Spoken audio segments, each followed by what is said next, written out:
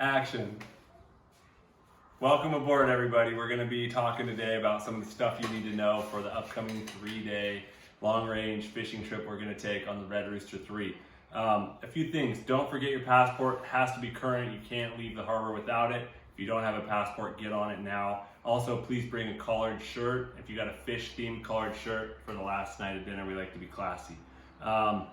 With that said, travel. If you're driving, get there plenty early. The boat will be leaving between 9 and 11, and it will leave without you. So you're going to want to go to the Fisherman's Landing parking lot. We're going to be fishing like Point Loma, H&M. It's all right there. There's kind of one big parking lot, and it takes a while to find parking. So get there with plenty of time on the day of the trip. If you're flying in, you can fly in the morning of, but if your flight is delayed or you miss your flight, you will miss the trip. So we recommend flying in on the night before, and like the Vagabond Inn is a great recommendation right there by the landing. You can see fish coming off the boats from trips before. We've spent a lot of time there. It's good fun. There will be other people on the trip there Friday night as well. So with that, I want to talk about processing. You got options. If it's your first time on a long range trip, we definitely recommend to hire a processor. We have it all sorted out. We use 5-star. You can either have your fish processed same day and then go pick it up in San Diego in the afternoon, and it will be cold but not frozen. You would then put it on ice. You need plenty of capacity for all the fish you're going to catch, and then you'd want to haul ass to wherever you're going and put it in the freezer.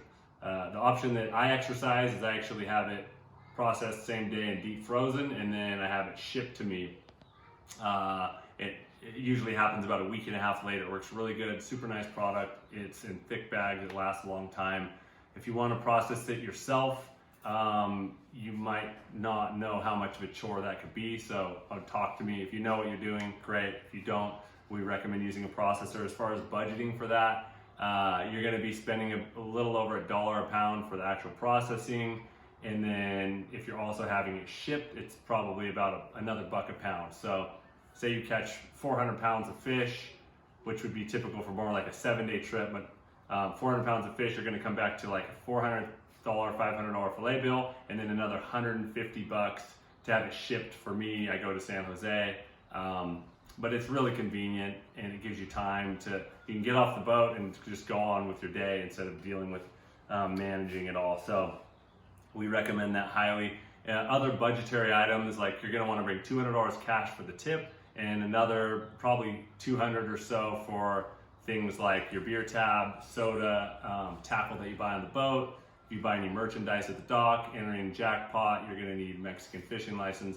All that stuff happens right at the dock on the day we board, and then also the day we disembark. But just have some cash on hand is good. We're going to bring in Joe here to talk a little bit about tackle.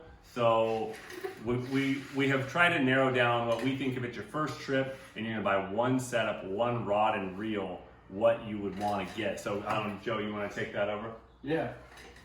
So if we were to recommend... Oh shit, that's not Joe, that's Cletus. I'll tell you what, happy hell there, I got it wrong there, that's Cletus. If we were to recommend one setup, I would recommend your 270 with a MX Avet reel, 2-speed reel, folks.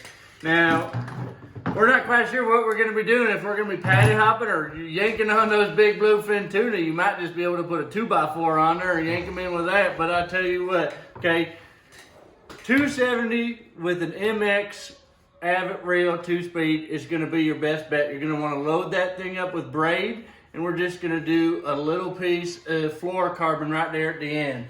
You can tie that with a uni to uni. Is the easiest one to do, very strong knot. That one's not going to roll through your guides super fantastically, but it's very castable. It'll get you out there, okay? Our second heavier rod that we're going to recommend is a, what's this one here? 6480. 6480. I also like a 6470 as well. Okay, that's going to be about your 40-pound setup. And you got a, what's this reel here? LX. An LX, okay? LX Avet. And that'll get you out there for your bigger fish, okay? If you can bring more than 2 rods, feel free to bring more than 2 rods. If you can only bring 1 rod, bring 1 rod, okay? This is going to be an awesome trip. We're going to be helping each other out. We have a handful of very experienced anglers on the trip. We also have a handful, well, not a handful, a lot of people who maybe have never been on a trip like this before. Okay, but we're going to be helping each other out. We're going to be having a good time. We're going to be putting a lot of bloody fish on the boat, and it's going to be a good, awesome time, folks. What size hooks should we be bringing, Cletus? Well, I tell you what, you're not going to want to bring them treble hooks for trout, if you know what I mean, unless Rudy found some new fin and fangled way that he uses them treble hooks. You're going to want to bring about a 3/0 laser sharp hook, okay? Some people swear by the circle hooks and some people swear by the J hooks, okay? That's kind of on preference, but you're going to want to be looking for a 3/0 hook.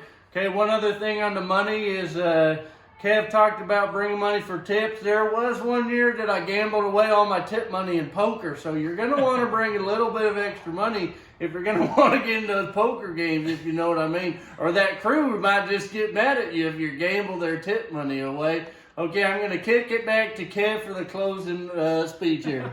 Thanks, Cletus. Heck yeah. That's international waters, so gambling is fully legal. But yeah, to reiterate, so this is a great reel for everything you do.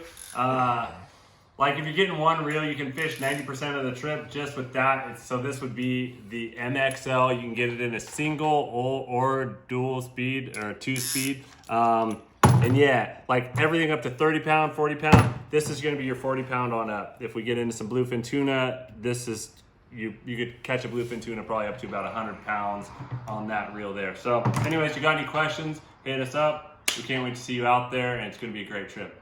See you.